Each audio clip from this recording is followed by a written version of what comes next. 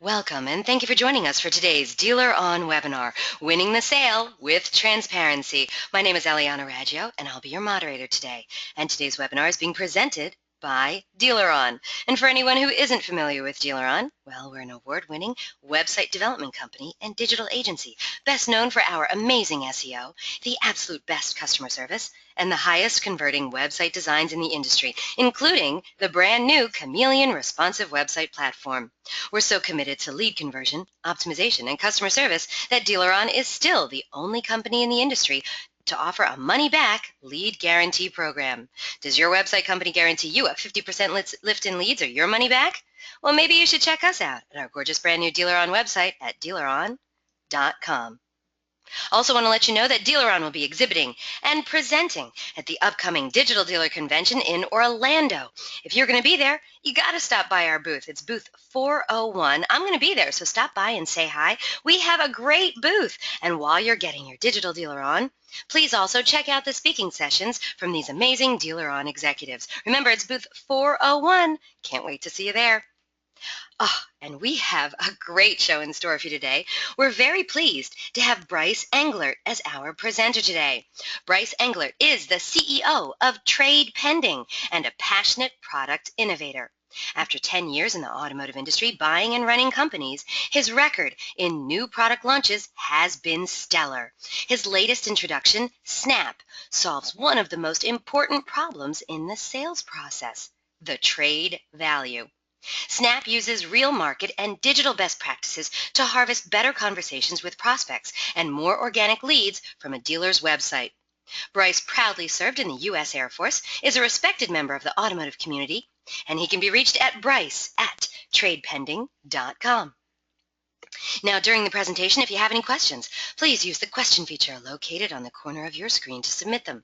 At the end of the presentation, we'll answer those questions of general interest. If we're unable to get to your question live, we're going to try to respond to you by email later today. Also, don't forget, a link to download a copy of this webinar recording will also be emailed to you later today for your reference, and please feel free to share it with your friends and colleagues. Oh, and guess what? Our good friends over at Trade Pending, they're giving away an amazing prize today on the webinar. One of you lucky webinar attendees is going to win an Apple Watch. That's right.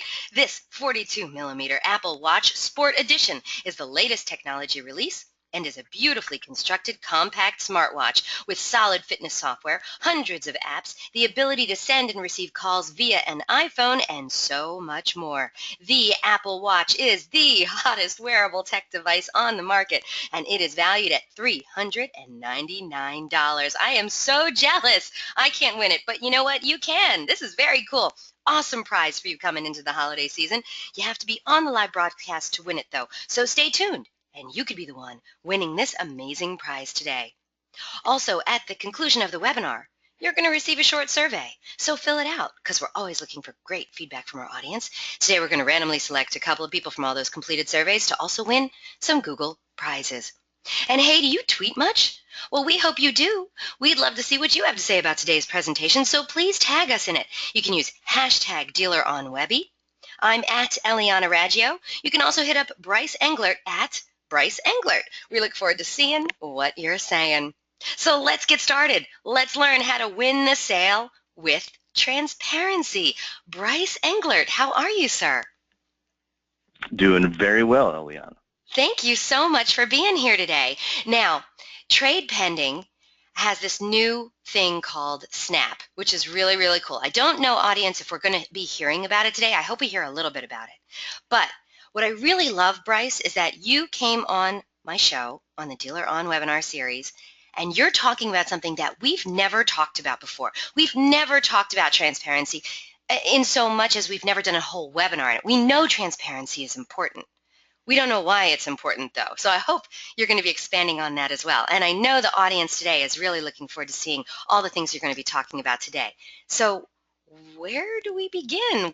I know you have a lot to get to. Where do we start? So now I'm really glad to be here. Extraordinarily excited that DealerOn hosts these wonderful events. And transparency, is really a very tough topic. It's a buzzword.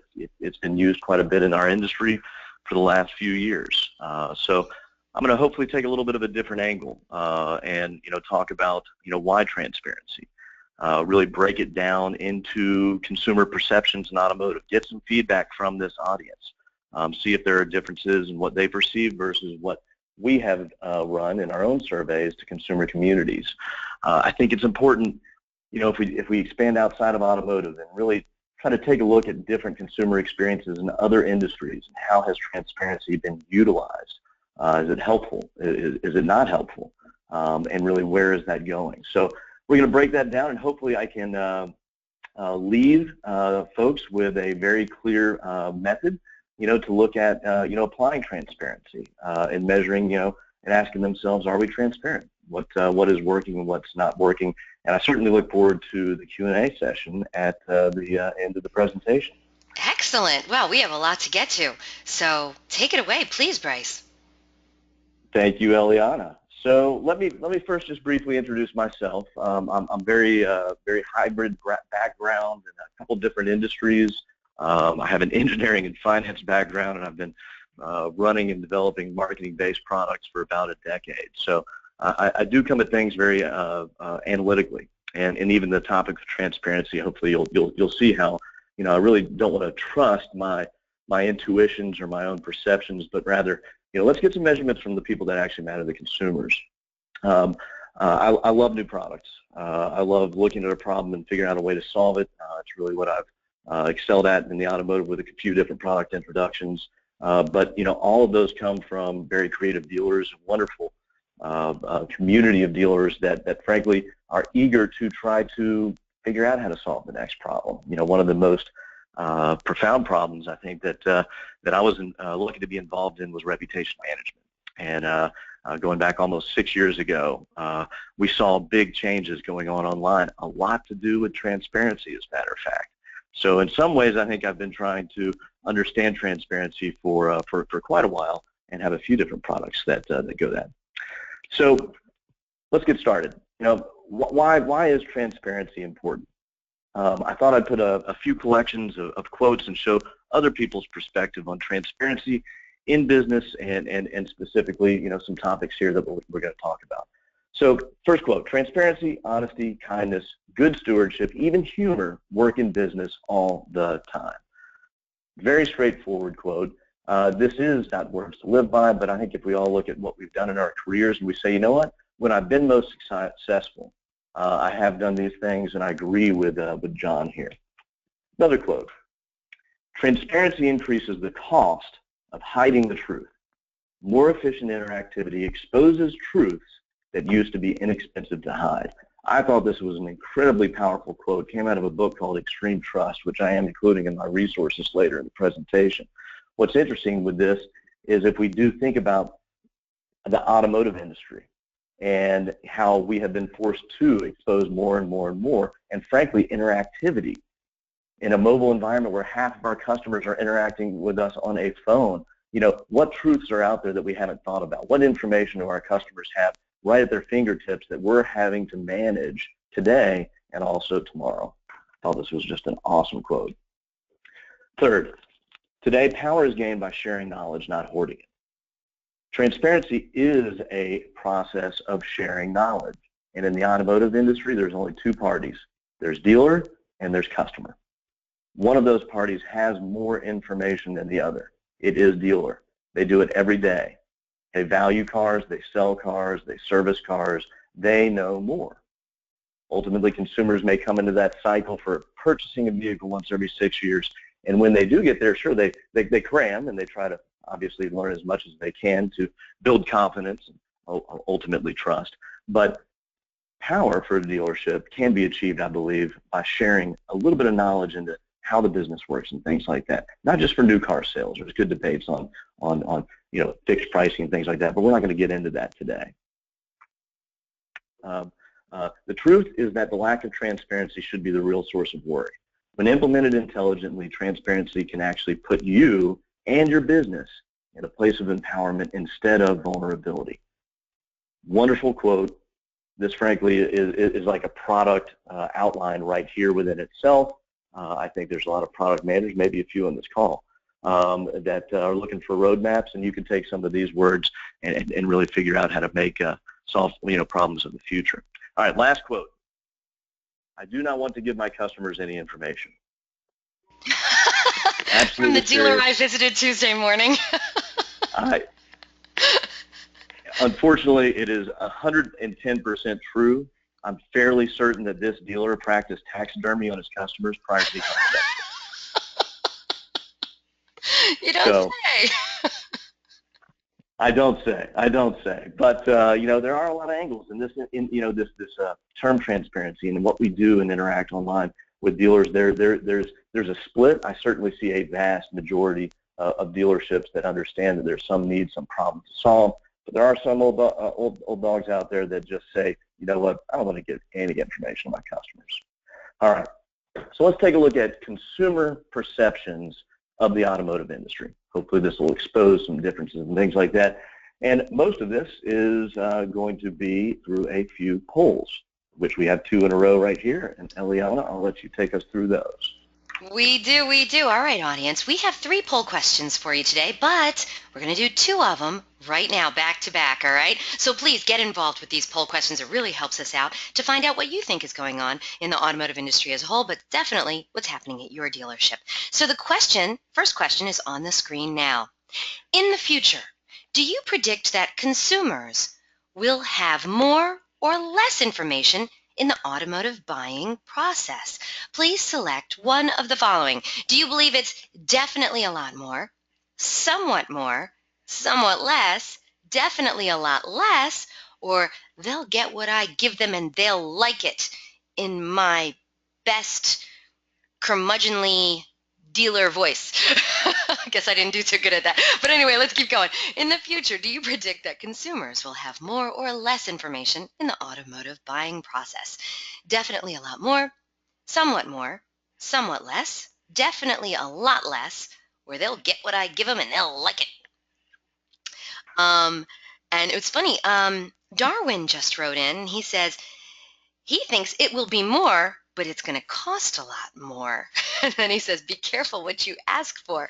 Thank you, Darwin, for the comments. And audience, thank you so much. We already have almost everyone voting. Bryce, if you're ready for the answers from our first poll question, I'll close the poll and share the results. I'm ready. All right, here we go.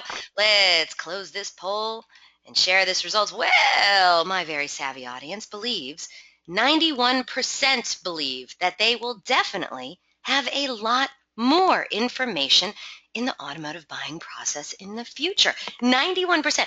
I got to be honest with you, I've been doing webinars a long time. I have never had a question that had 91% answer one way. So I guess we'll see what happens in the future. The remaining 9% said somewhat more, and then no one answered any of the others. Bryce, do you have any comment on that? Or should we go on to the next poll? This is obviously a layup. I'm surprised 91% as well, Eliana, but we're kind of setting the stage for the next poll question, and I guess most folks that show up for a webinar on transparency obviously believe that there is information, and frankly, most folks, they probably want to understand how they can be the one who delivers this information versus the victim of surprise when that more information is there. So let's do the next poll question, I think, which will dive further into one specific aspect of consumer perceptions in automotive. First, though, let's see what our audience thinks. I absolutely agree with that. Okay, audience, your second poll question is on the screen now. I got to tell you, when I saw this poll question, I did not get the answer right. So hopefully you'll do better on this question than I did. On average, how much net profit did the average franchise dealer make per used vehicle retailed in 2013? Please select one of the following answers. Do you believe it was $2,301, $3,159, $1,251, $925, or $254? Once we get a majority of the votes in, we're going to close the poll and share the results. I'm going to read that question for you one more time. On average, how much net profit did the average franchise dealer make per used vehicle retailed in 2013? And we have A lot of votes coming in. Audience, thank you so much. Wow, almost everyone's voted now. I'll give you a few more seconds. Let's see if we can get those stragglers to vote too. Let's see how smart you are. And Bryce, I Yes. think you're going to be shocked by these answers. Shocked, I Can't say. wait to see it. Can't wait to see it. With literally almost everyone voting, audience, you're awesome today. With almost everyone voting, we're going to close this poll and share the results. Here we go. I did push share. It hasn't done it yet. Okay, there we go. 45% of today's audience think it's $2,301. That was the majority. 11% of today's audience think it's the top price, which is $3,159. Now, a large portion, almost a third, 32% of today's audience believe it's $1,251. 11% of today's audience think it's $925, and only 3% of today's audience believe it's the least amount, $254. So, Bryce, how'd our audience do? Wow. I know, right? I'm shocked. Totally shocked. How do you think our audience did? That is a huge surprise, and let's dive in and talk about why. So the real answer is $254. What? That if you ever look, absolutely. It was $254. It was $254. NADA data lays out these facts very clearly once a year. And actually, if you look at the used car section of the 2014, which actually reported on 2013 NADA data, the average net profit per used vehicle retail was $254. Okay, as frequent listeners of my show know, I have been very, very blunt and honest about my past experience in the automotive industry, which has never, ever included actually working at a dealership. But me as a consumer, I would have never thought it was that low. I would have never thought that dealerships were making that much little profit on selling a used vehicle. I would have totally thought it was more like $2,000, $3,000 as a consumer. It's an infinitely interesting truth, which, by the way, 2013 was $254. 2014 was $193. It went down? It went down. And that number has been fairly steady if you look back through NADA data over the last decade. So we could certainly talk about how they calculate net profit and things like that, but ultimately think of it as in profitability. And think about it, of course, in perceptions. The average used vehicles retailed about $17,000. The dealer is putting in their pocket $254 of that. Obviously, it's a volume game. If you can do $254 100 times a month, well, that's $25,000 in your pocket.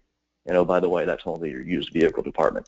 This number, 254, as well as the 193 in 2014, does include used vehicle F&I as well, by the way. So we have yet to see how it did in 2015. Those numbers haven't come out yet, correct? Correct. NADA data will report on that probably mid next year on the 2015 average. Wow. All right. Fascinating. Keep going. There is a big difference between gross and net. And every dealer that's on this call understands, the work that goes in. So let's take a look, though. How do your answers compare to a consumer audience? And so on this slide, we ran a Google Consumer Insight survey. These are the results that they provided to us on the same question. A little bit different phrase to a consumer, but how much net profit do they believe dealers make on average per used vehicle retail or sold to consumers? Now, I wrote down the answers that you guys gave me on this call, and 97% of you thought the answer was more than $254. Incredibly, 88% of consumers thought it was more than $254. So consumers are giving you more credit than you're actually giving yourself, or whichever way you want to look at that. But if you look at the consumer breakdown, the perceptions of profitability for what the automotive retailer has is way out of whack. Over 50% of consumers, believe you're making over $2,000 net profit for every car that you sell. Now, course, the real number 254, that comes down to about 1.5% net profit margin. What is Apple's net profit margin on that iPhone you just bought yesterday?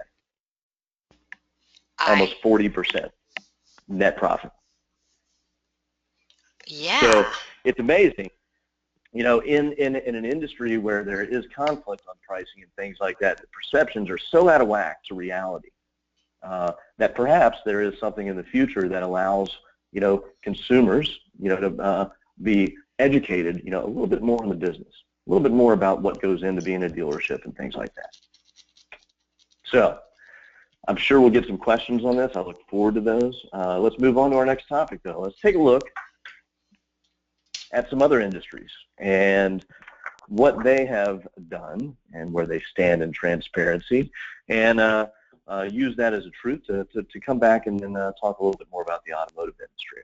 So what industry should we talk about? Well, we should talk about the ones where people transact. They sell things and they buy things. And ultimately, that is what we do with our pot of money. So if you look at the U.S. Department of Labor, in 2010, last census data, this is the distribution of where your money went as a consumer. 35% of your dollars go to pay for housing, 16% for transportation, 13% for food, so on and so forth. It's interesting. And frankly, it's an honor to be in an industry, you know, where 16% of all household income goes to support. Now, we're one part of transportation, but it is a very, very large part, of course. So over 50%, of course, housing and transportation combined, just over 50%, is really only 2. So these are the biggest considerations. These are probably the biggest friction points for a consumer when they ever transact. Selling a house, buying a house, selling a car, buying a car. You know, then you look at the other things and you realize why healthcare needs to get there, is motivated. I'm sure that stat, by the way, is not 6%. But you know, the day we spend more money on healthcare than we do food, maybe that's going to be an interesting time for us. So let's break down some of these categories. Let's look at real estate. Let's look at the housing industry. How is transparency, you know, used in real estate? Well, for one, we all know realtors. Like them, love them, doesn't matter. Most folks have bought or sold a house, and when we do go through the process, let's start with considering selling the house. You know, what do? You know, we consult someone who does it more often than us. We use a realtor, and they give us information. We talk about our needs. We talk about what we've had in the past, what we like, what we don't like. We ultimately look at neighborhoods. This is a great graphic, really broken down of the process of making a decision on buying a house, and certainly all the considerations that you also think about when you're selling a house. One, location. Where do you want to be? Relevance. Relevance for housing, of course, it says here, and I'll read it because it's a little small. You know, look at more recent sales, dating 4 to 6 months back, as a stronger indication of market performance. Absolutely. Comps, which are in the location, give you a good guide, but let's look at recent comps. You know, factor in costs. What are the actual costs that we're going to have to pay to sell this house or to buy this house? And that's all always worked out, of course, in the agreement. And then there is basis. There is basis for understanding and talking common language. You know, most of the time it's price per square foot. Sure, I've got granite and they don't. Mine's worth therefore $2 more per square foot or something like that. But there's always basis. And when you go through an appraisal of a house, are they just wildly throwing numbers out? No, not at all. So imagine for me, for a few seconds, imagine selling a house or buying a house, you know, without any knowledge of where you are, what market you're actually looking to do it in. None. Imagine having no reference to any comparable transactions, no basis whatsoever. No knowledge of any market supply, popularity, or health, and you never have an opportunity to discuss any of this. How would that process go? It'd be kind of difficult, wouldn't it? And I'm telling you, as we'll kind of close up, this process is practiced every day in automotive. Ultimately, it's a 100-year-old process that I will name it a little bit later. All right, let's move on. Let's take a look at insurance. You know, when you do look to purchase insurance, you know, there are tons of resources. As a matter of fact, one company came out about 10 years ago and really surged on the scene. They were called Progressive. And what did they do? They give you a quote from them, and then they give you other quotes from other providers. Makes shopping a little bit easier. And look underneath those numbers. You understand the basic terms. There's basis. Are these equivalent policies? What's going to work for me? What's not? And that is used by millions of consumers to make good decisions and feel comfortable. Ultimately, they're building trust with who? Their insurance salesperson, or within themselves to make a solid decision. Once again, imagine buying insurance without any alternatives. You single source, oh, how much is it? Oh, it's $3,500. As a matter of fact, I did that with my housing insurance one time. I unfortunately thought that USAA would be the best. Turns out they weren't. They overcharged me about $2,000 a year. That's another story. But Wow. Imagine doing this without any comps, no knowledge, and no discussion of really what it is that you need. All right, let's come back to one that is highly transactional, the stock market. Is there any transparency in the stock market? Well, they try, that's for sure. There's entire, commissions set up to be able to regulate it. But when you, a consumer, ultimately want to look at what's going on with this asset that I own, I have a stock. In Facebook? We have there you go. We have the most efficient market in the planet to be able to reference. Certainly the automotive industry is not the same as this, but in this, we understand from a stock quote many, many factors, especially what did other people pay for this? What are other people asking for this stock? What is the buy and the sell? And ultimately, what's the volume of the stock? Is it hot today? Average volume is 28 million. Today there's 19 million. It's almost closed at the end of the day. Yeah, it's been kind of a slow market.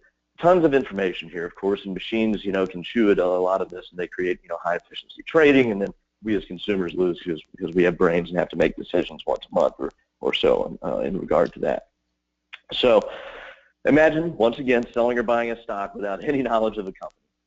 No comparable transactions, no knowledge whatsoever, and no discussion of your goals. Basically, you get a broker who calls you and says, I'll give you I got something to say for $55 a share. If you said yes to that, then I want to be your broker.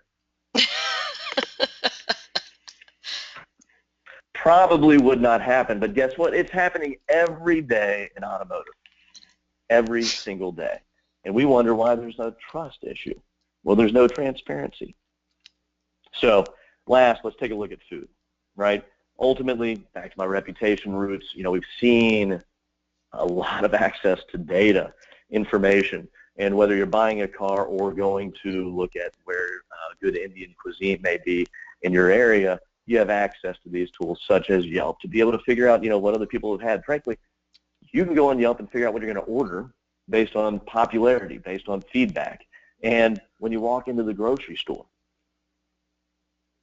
when you look at the steak counter, without transparency, what would you decide what to eat, right? I don't know, the filet kind of looks pretty good, but this one's nice and marbled. That looks a little tastier. But imagine buying a steak with no transparency. You've got no information on the cut, no comparable cuts. You don't know if that one's better or worse. You don't really know what they rank, from pricing. You have no idea how old the meat is. How old the meat is. There you go. That's the one thing I always look at is when did they actually cut the meat? Ask your butcher. He'll tell you right there. Give me a recent transaction, sir. So my point is, of course, that in all these other major categorical spends, whether you're selling or buying, there is a plethora of information to reference. But for some reason, when a customer trades in a car, we look at a book value. And ultimately, that gives us a number. So let's take a look at the automotive industry and transparency. Let's not focus just on trades, though. Let's take a look at the entire sales process. In the end, transparency can be applied to build knowledge, right? We're transferring knowledge back to some of those earlier quotes. And we really need to dial in to understand what are the questions that our customers have. It's interesting when I do talk to dealers and you take a step back, we can talk about all these tactical tactics to get more traffic, sell more cars, do this, increase growth, so on and so forth. But in the end, when you're dealing with a customer, you're just there to answer their questions, whether they're on your website or they are in your showroom. How quickly and easily and efficiently and appropriately can you answer these questions? So with that, we have our third and final poll question, and Eliana, I'll let you walk us through that. Thank you so much, Bryce. All right, audience, your last poll question is on the screen now. We want to know what you think. This is a great question, by the way. When visiting a dealer's website, what services do you feel that your customers value? Now, for this question, we want you to select all that apply. So don't just pick one answer, unless, of course, that's the only answer you think is appropriate. But we want to see all that apply. So pick all of them that you think your customers really value. Do you think that they really like to see the feature that says search for a new or used car? Do you think it's the scheduling a service appointment feature that the customers really, really enjoy? How about the value your trade feature? Do you think customers are all about scheduling a test drive? Or do you think applying for finance is what customers are really after? When visiting a dealer's website, what services do you think your customers value all the time? So searching for a new or used car, scheduling a service appointment, value your trade, scheduling a test drive, or applying for finance. And almost everyone's voted. Votes are still coming in, so audience, thank you so much for getting into this last poll question of today's broadcast. Once we get some more votes in, we're going to close the poll and share the results. And Bryce, wait till you see these answers. I can't wait. Also, we had a comment come in from Christian. Christian says he read a great book called Velocity 2.0 from Dave Pollock. Just thought I'd throw that out there because Christian wrote it in, and that's what I do around here. I read what people say. It's a great book, and actually, I think you'll see one of the resources that I'll mention later on is certainly some wonderful posts, media, and written by Dale. Dale's been a big part of discussion on transparency. I love it. I love it. Okay, Bryce, if you're ready, I'll close this poll and share the results. Can't wait to see it. Let's take a look. All right, let's go. All right. 91% of today's audience, I got another, that's two 91% in one day. I never had that happen, ever. 91% of today's audience think that their customers value the search for a new or used car feature. 67% say it's schedule a service appointment that really helps customers out. 70% of today's audience feel the value your trade feature is where it's at. 42%, so that's the lowest out of all of the answers, feel that scheduling a test drive is what customers are really, really valuing. And 67% say that applying for finance is very important to their customers. Bryce, do you have answers for these? I do, and this is once again very interesting compared to what we've heard from consumers. So this is the question we asked 1,000 consumers. We've ran this now twice. We update it once each year. And specifically, we asked consumers, when you do visit an auto dealer's website, what services would you value? Select all that apply.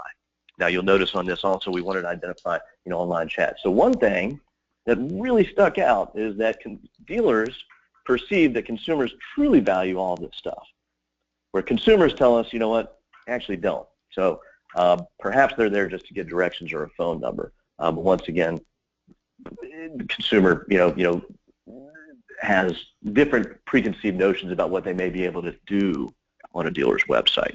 What is not different at all is the rank. So here you can see consumers came back and 53% identified researching a new and used piece of inventory. Now, many of them may be able to assemble inventory on an OEM site, third-party site, or other things like that, so maybe they don't want to go to a dealer's website. That's what they're indicating. Of course, we do have to have one. 40% mentioned researching the value of a trade-in, so on and so forth. You can see that chart. Now, your answers were searching for a car, valuing a trade, scheduling a service appointment, financing, and then test drive. So just a little bit of an order difference there at the bottom, where our attendees here ranked apply for financing higher than what a consumer ranked. This is a very meaningful study. Yeah. This is, I believe, a slight measure of consumer behavior. What are they willing to do today versus what consumer behavior is going to be in 5 years. We talk about online transactions in e-commerce and automotive, and the reality is that we have to have consumer behavior and dealer behavior shift to be able to enable that online transaction. We are on that path. I think no one would disagree with that. How we get there, how fast we get there, what tools are there to help, many of those innovations are happening today. But I do believe to get there, we have to understand the role of transparency for all of these things, all of these questions. And so with that, let's break it down. Let's take a look at transparency when you're looking for a new or used car.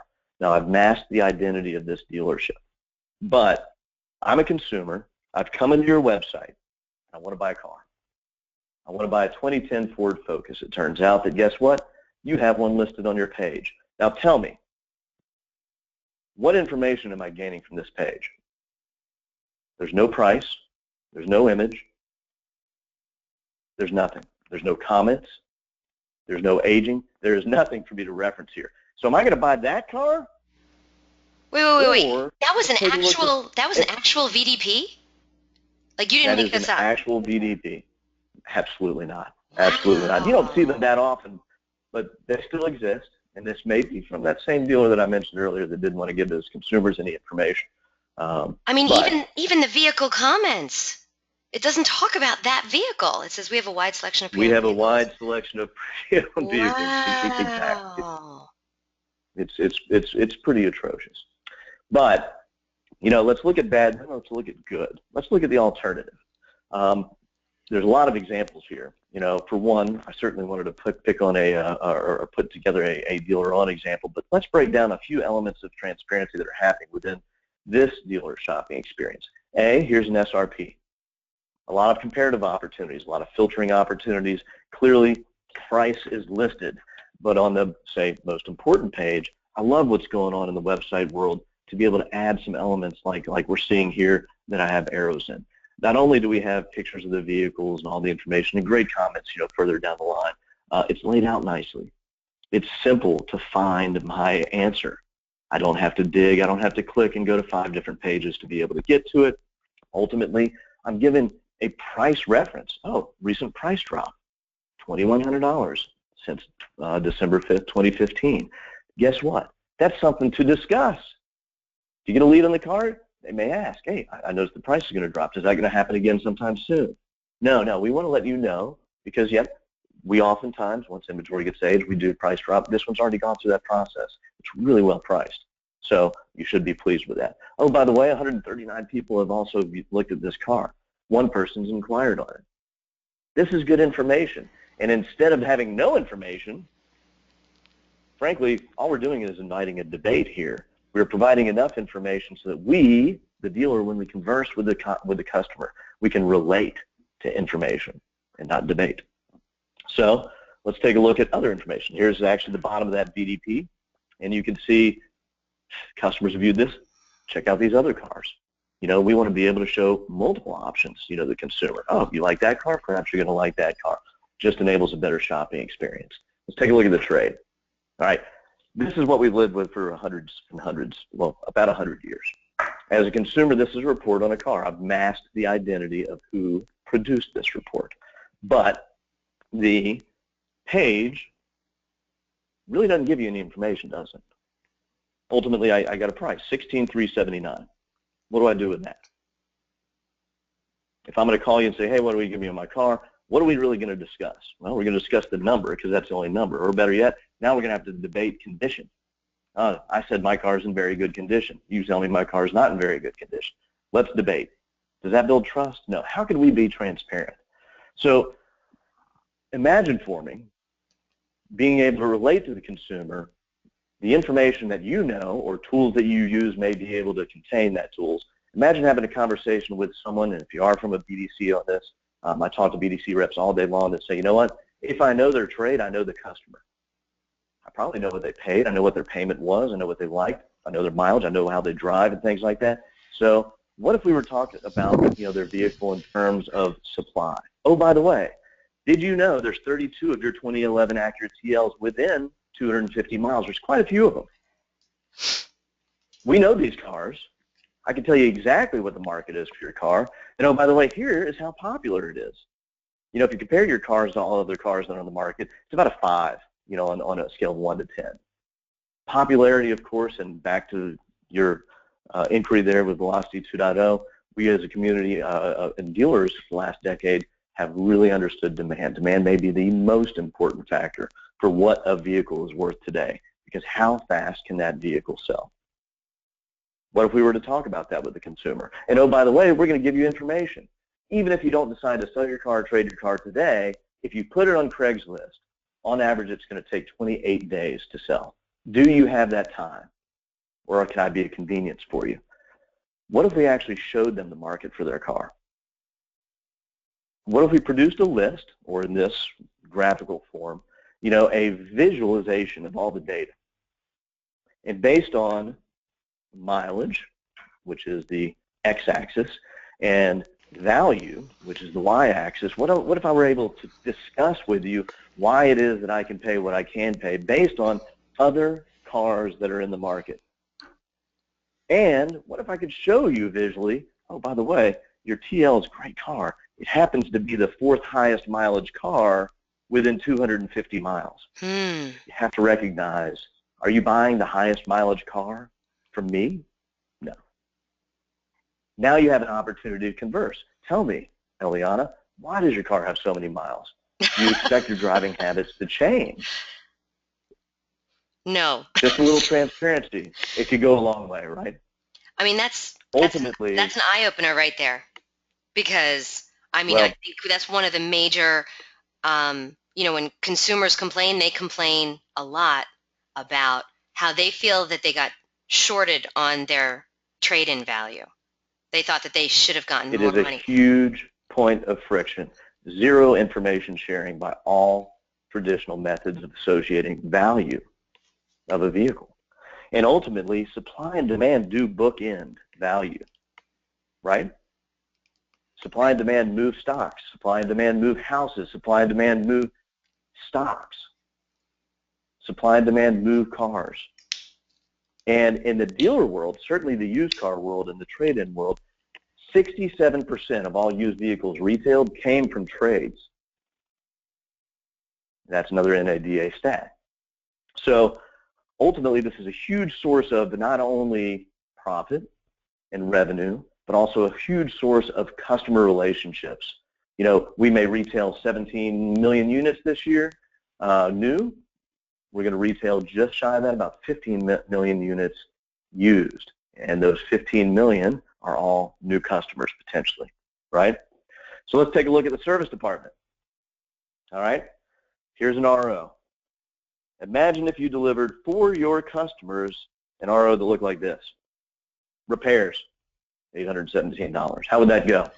Eliana, would you pay that bill? That would not go good at all. I'd be like, yo, probably, dude, what am I paying $817 for? Absolutely. So guess what? We fill out things. There's information here.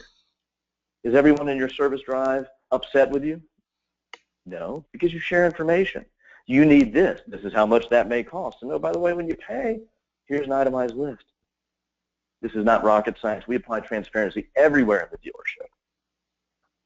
Service, of course, most profitable department for the dealers, and generally full transparency as far as what went on, what it cost, how long it took, so on and so forth.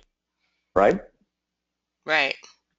So, all right, let's wind it down a little bit here. So, apply transparency to the automotive process. If you looked at ultimately what a consumer is doing, from researching, shopping, finding a vehicle, inquiring, visiting, buying, what are the types of things that dealers need to do? Well, this is just my view of the world. Researching is all about the brand and experience. There's not one thing you have to do. You have to do a lot of things as a marketer in the automotive industry. When a consumer's shopping, you got to put your cars out there. And you've got to tie in good follow-up process from your BDC ultimately for when they find your car, you can capture that lead. When someone does inquire, whether they walk in or they call in or email in, guess what? You got to converse. You've got to discuss with them. A little information sharing goes a long way to get that appointment. And when the customer is in the store, we know there's going to be objections, there's questions, we know how to overcome those and sell cars, and ultimately we can reach an agreement. here's the transparency scorecard. Write it down, but score yourself. And, I've kind of filled in, a mock one here myself, but take a look at those key categories that we know that consumers value. What cars do you have in pricing, details, service RO details, financing disclosures, process, and trade-in information, and rate yourself on an A to F scale. If you think you're doing great, put an A+. If you're not doing great, put a D-. But in the end, score yourself. See how you're doing. So, last two slides. 5 things, or 6 things actually for you to do. 1, do take a look at other industries. Understand that. It really opened up my eyes as I was building this industry, or this presentation, what other industries were doing. Deeply consider what your customers need. What questions do they have? And also, go measure your own interactive experiences in relation to those questions. Time yourself. All right, I am a trade buyer. I am looking for an F-150, a blue one with this many miles. Go time yourself. How fast can you navigate your own website to get to an answer, and then make an inquiry? Do it in a browser, and oh yeah, go back and do it on your mobile device. Count the number of clicks. Is it 45 thumb actions to get to an answer? That's not realistic. It's not going to happen. That's room for improvement. Complete your transparency report card. Figure out if you can share more information with your customers, and guess what? Most importantly, create a conversation. Let's talk. We love customers. Let's have good conversations with them. So, Eliana, you asked me to put together a list of some good resources. Yes. I've got 4 book covers here, a couple on transparency, as well as one of my favorites on sales. Jack Daly, he's not really an automotive-related sales guy. I've seen him speak before. Frankly, I think he is more of a good life coach. He is an Iron Man and holds a lot of value in really setting his goals and operating with the utmost of respect and professionalism. And then some great links. By the way, there is a good discussion that Deal Refresh has posted that I kind of helped initiate. Really, Jeff Kirshner and the team there, spurs those on fantastically. But there is a discussion of what ways could dealers be more transparent. What's interesting about that discussion, as I looked at it ongoing, is most dealers' minds goes directly into the new car price. Do not stop there. It's not all about the new car price. There's lots of areas to be able to apply transparency, as we talked about. One person mentioned Dale Pollock, and of course Viato. They've got great resources, including one that I put on there. Transparency doesn't kill gross. It can't hold gross, and you can look at the title of that. And then the last link is just a wonderful automotive news article on why dealers should embrace the age of transparency. Good resources. And Eliana, I think this is when I give it back to you. Thank you, Bryce. That was fabulous. Thank you. That was really good. Audience, do you have any questions for Bryce Englert? Remember, he's the CEO of Trade Pending. Get those questions in. We're going to be getting to the Q&A session in just a moment. Oh, yeah, that's right. Before we do that, though, we got some fun stuff to take care of. I hope you're ready. It's that time. If you missed it at the beginning of the webinar, well, I announced that our good friends over at Trade Pending, they're giving away an amazing prize today on the webinar. One of you lucky webinar attendees is going to win an Apple Watch. That's right, baby. It's a 42-millimeter Apple Watch Sport Edition. It's the latest technology release. It's beautifully constructed. It's a compact smartwatch with solid fitness software, hundreds of apps, the ability to send and receive calls via an iPhone, and so much more. Yeah, I'm jealous. I'm jealous right now. I'm not able to win this, but one of you guys is going to be able to win this. Perfect for the holidays. So get ready. Get to your keyboards. Be the first person to write in the correct response to our giveaway question, and you're going to be winning this awesome prize today. Yes, it's valued at $399. And now the vendors, you know we love you, but we're going to please ask you to sit this out. This prize is intended for dealership personnel only. We do love you, though, so thank you so much for coming today. But dealers, if you're ready, here we go. Good luck, everyone. It's not an easy question, so I hope you guys are paying attention. Okay. Earlier in the show, Bryce told us that the net profit that the average franchise dealer made per used vehicle retailed in 2013 was $254. I see all you people writing in $254. You just hold on there. All right. The question is, what was it in 2014? What was it in 2014? That's the trick question. Oh my gosh, we have a lot of people writing in. Hold on, everyone. Let me scroll up. Let's see who the first person to write in. Oh, we do have winners, though. Okay, first person to write in the correct response of $193 is Tess Rocha. Rocha? I don't know how to say your last name, but Tess, you have just won yourself an Apple Watch. Congratulations, Tess. You are a winner today. Woo-woo! Let's hear it for Tess. Oh, yeah, that's right. It's only me and Bryce on here. Hey, Bryce, let me hear some clapping from you. Woohoo! Way to go! Way to go! Tess, do me a favor. Write on in. Let me know what dealership you're from. And also, I'm going to need a mailing address for you. We are going to be drop shipping that directly to you from Amazon. Is that right, Bryce? Correct. Correct. Okay. Straight from Apple. Straight from Apple. Even better. So, Tess, what dealership are you from? Tim, Bryce did accomplish his mission.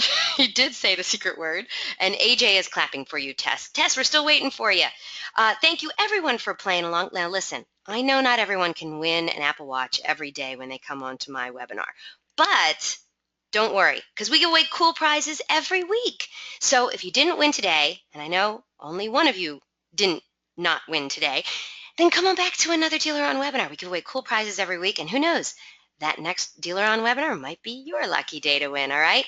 Okay, so Tess is with Turner Automotive, Inc. in Montrose, Colorado. Congratulations, Tess. Now send on in your mailing address so we can get that Apple Watch out to you as quickly as we can. And, of course, congratulations, Tess. Thank you, everyone, for playing along.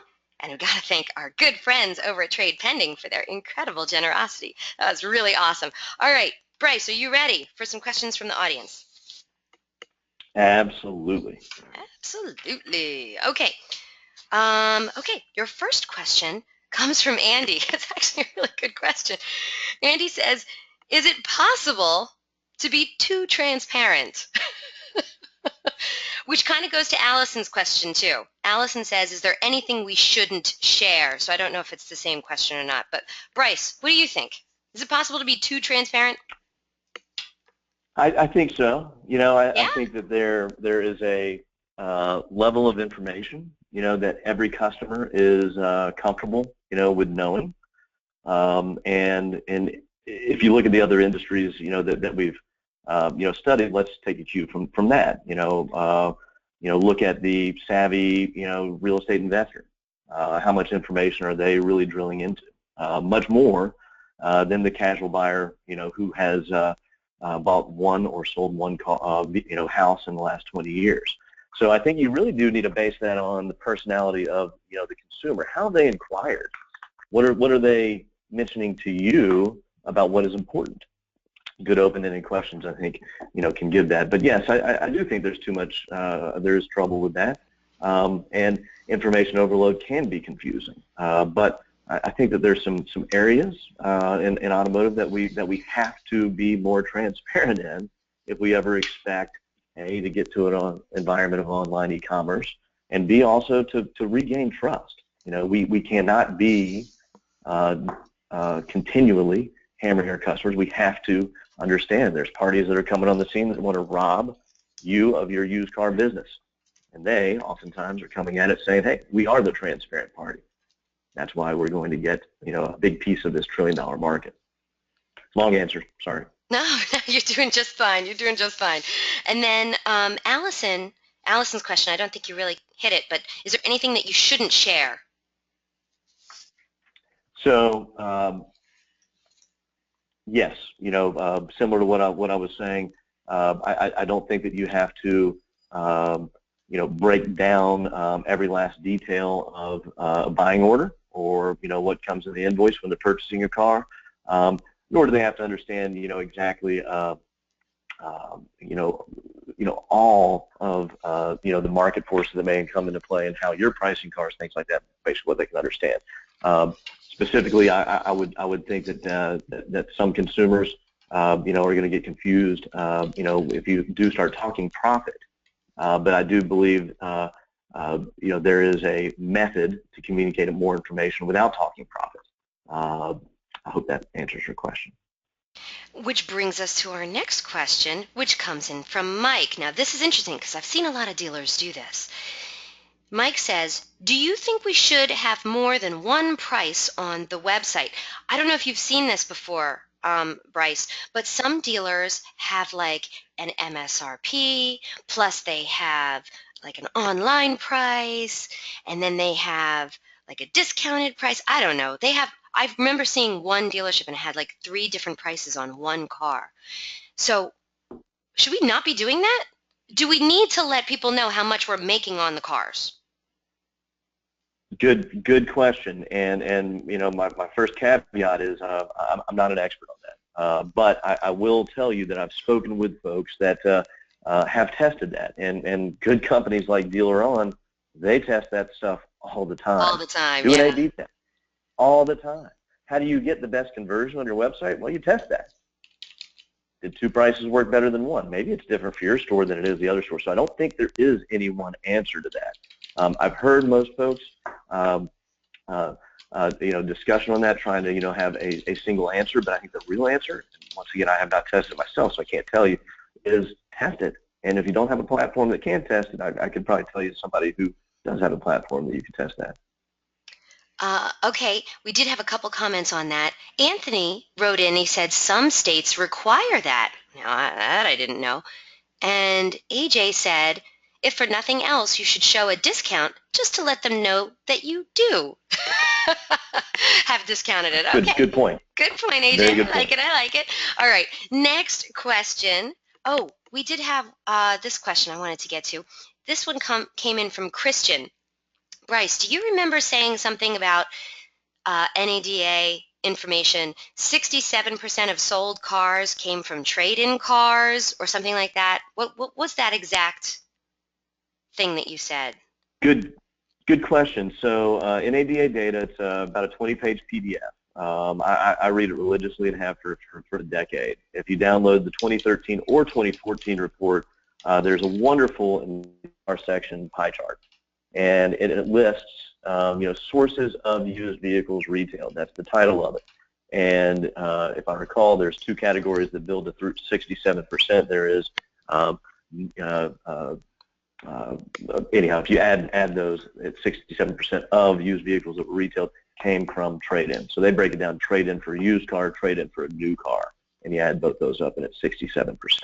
Wow. I should have probably put some of those screenshots from the NADA report on this presentation. So it is very accessible. Bryce, next time, baby. Next time, Bryce. Next time.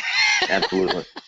All right, follow-up question from Christian again. We only have a couple questions left, all right, and then we'll be closing out the show. Great. Christian says, I was surprised by the rating of the live chat in the survey you showed. My question is, in this digital evolution where consumers have a very short attention span and easily will leave if not attended to, isn't live chat very valuable and maybe even a must-have? I agree, and I think it is. When we're asking that question of consumers, what services would you value? Now recognize that they are not voting any of those services that they don't value them. Therefore, the fact that chat is pervasive, it is used. Yes, it is needed, I believe. Not everyone's going to use it, of course, and chat is evolving. I think chat is a wonderful medium to be able to share information. That is a transparent, channel. When people chat you, do you only chat back, when can you come in, when can you come in, when can you come in? No, you're there to answer questions. So, yeah, don't misperceive that survey as a vote as far as what technology you should put on your website.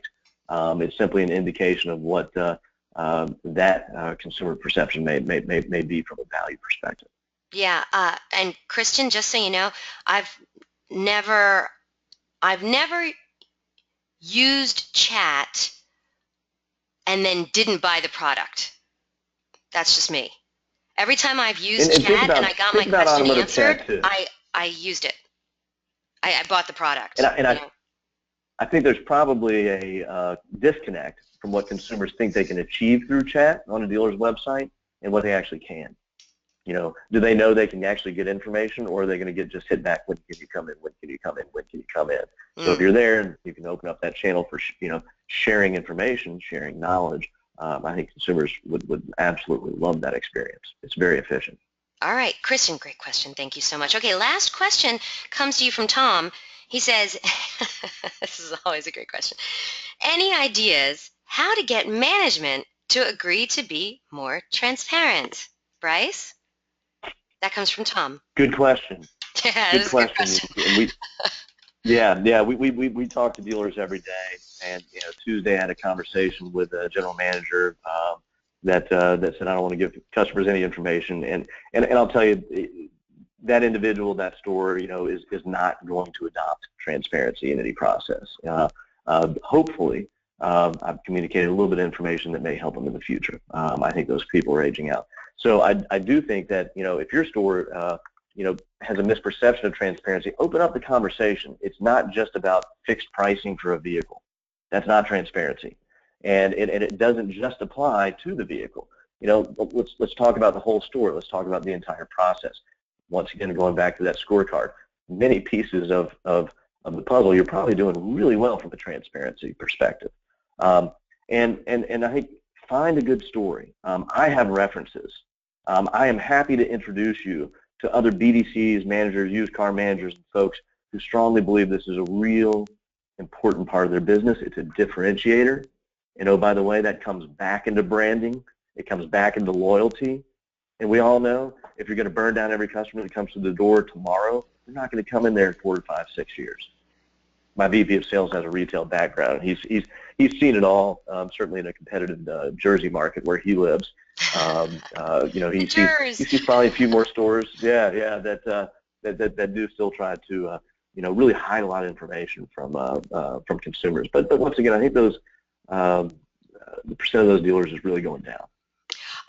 Talk to a guy like AJ Maida. You see what he's doing. He always has good ideas.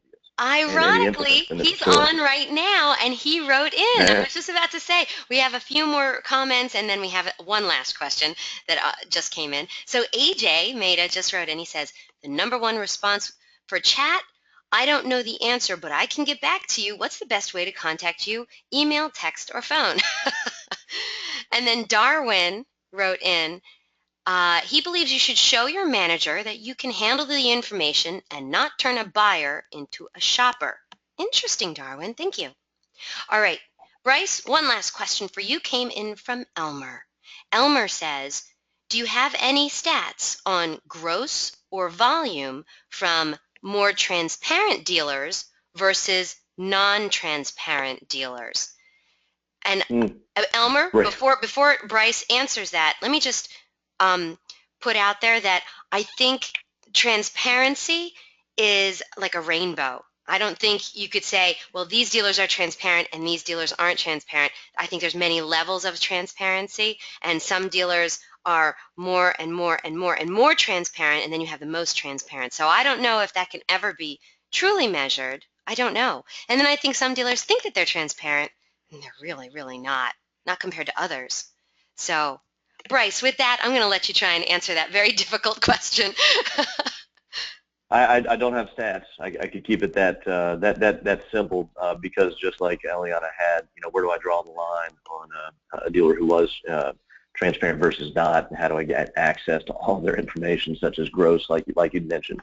I think that there are dealers in our community that have seen an evolution of transparency themselves. I do have, once again, references and introductions to people to say, what, how did that turn out to help your profitability? How did that help your customer CSI, not just CSI, but ultimately, retention and loyalty? And it's going to be difficult to compare one dealer to another quantitatively, but there is a lot of qualitative, conversation to be able to have good ideas. Hopefully, I've given you guys, a few decent ideas today. A question from Eliana. by the way, Bryce. Do you happen to know the names of a few dealers who are particularly transparent? I do, and I've not asked their permission to give their name on this webinar, but Oh, okay, fine.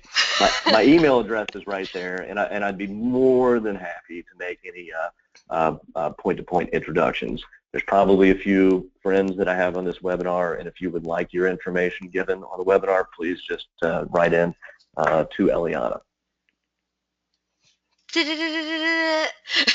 Well, AJ Maida No wrote in one, no one yes. volunteered, did they? No, did anyone volunteer, Eliana? AJ did. That's AJ Papa's did. Well, Dodge.